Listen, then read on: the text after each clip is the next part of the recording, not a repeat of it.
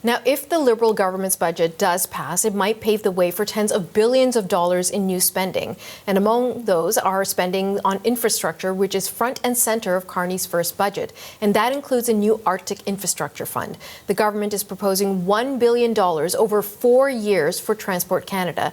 The money is allocated to invest in major transportation projects in the north, which will include airports, seaports, and highways. And all of that will impact how the military operates in the north. So we want to break down some of the military spending, and for that we have reached Andrew Leslie. He is a retired Canadian Forces Lieutenant General and a former Chief Government Whip. General Leslie, always good to have you on the show. Thank you so much for joining us. Thanks, Natasha. Sir, I wonder if I can begin with this eye-watering number that has been dropped by the federal government in the budget. $81.8 billion over 5 years. It really feels like a reversal of fortune for Canadian Armed Services. I wonder how you're interpreting what has been announced. Well, I share your reaction, and I don't want to sound too immature, but yeehaw, finally. The last 15 years have been really tough on the men and women of the Canadian Armed Forces, and they need all sorts of new equipment. They got a great pay raise a couple of weeks ago. They need new infrastructure and support and technologies. And so here we are. Now we have to get it done. So we don't have a clear outline either on where the money will be spent or a defense policy. What do you want to see? Well, beware of defense policies that drag on forever and don't actually produce results. We've seen a couple of those in the last 10 years.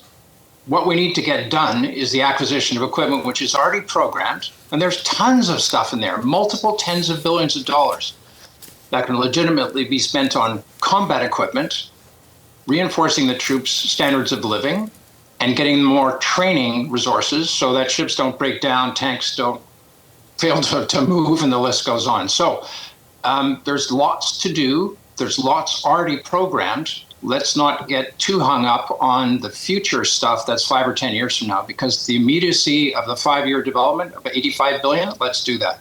Okay, let me read out to you some of the things that we heard from the finance minister who's touting this military spending. He said, we will meet our NATO 2% commitment this year. He says, modernize NORAD, reinforce our Arctic defenses, and equip the brave men and women of the Canadian Armed Forces with the infrastructure and technology they need to safeguard our nation.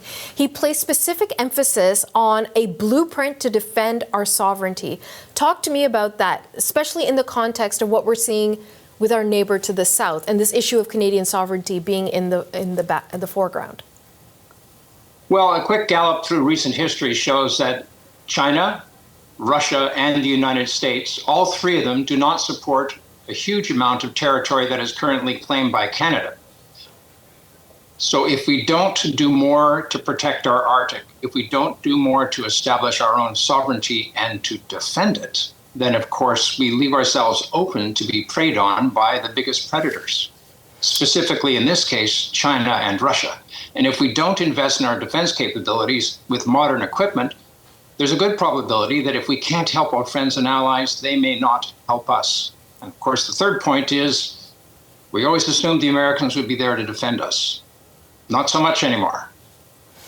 Let's talk about the Arctic as you've brought it up. So as I mentioned in the introduction, $1 billion is being set aside, and that's not as part of the $81.8 billion from defense spending.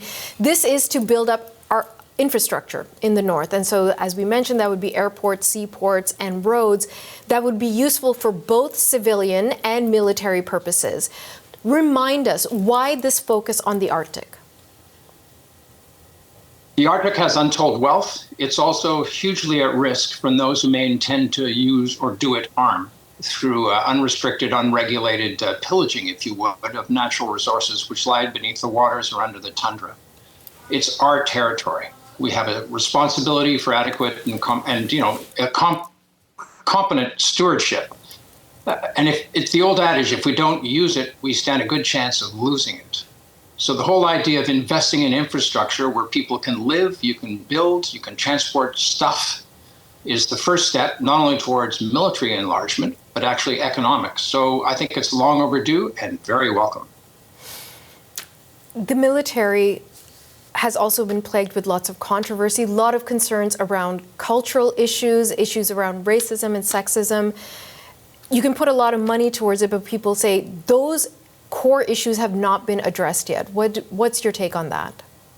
I think they have been addressed. I think the men and women who are showing up, 75,000 showed up at the recruiting center doors in 2023. The fact that the armed forces and the bureaucrats within them couldn't actually process that number of candidates and only recruited about 6,000 or 7,000, that's on them.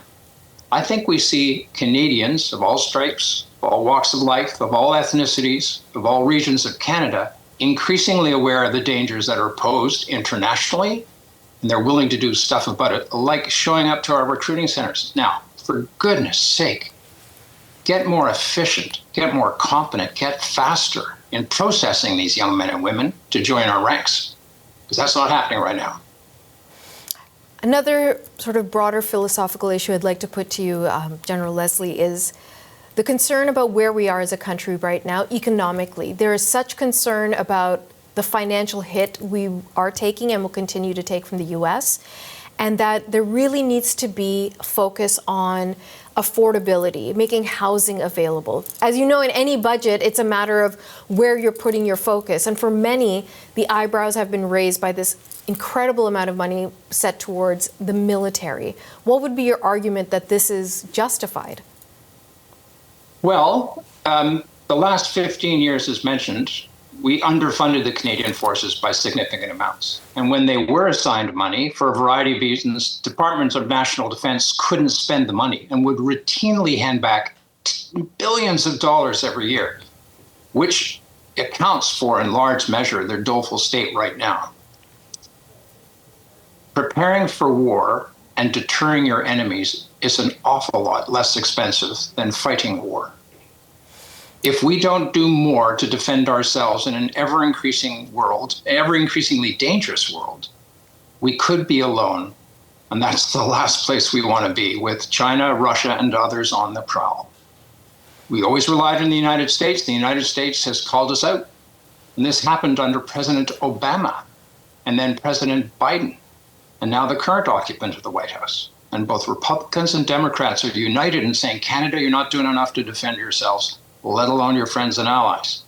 So we're going to have to make some tough choices. I believe Prime Minister Carney has made those tough choices, and he has quite rightly decided to invest in defense, because if we don't invest there, dangers loom, and our society may not survive. I don't want to sound too dramatic here, but if we get this wrong, it could be disastrous at all levels. Andrew Leslie, always good to speak to you, sir, and get your perspective on these things. Thank you for your time. Thank you, Natasha.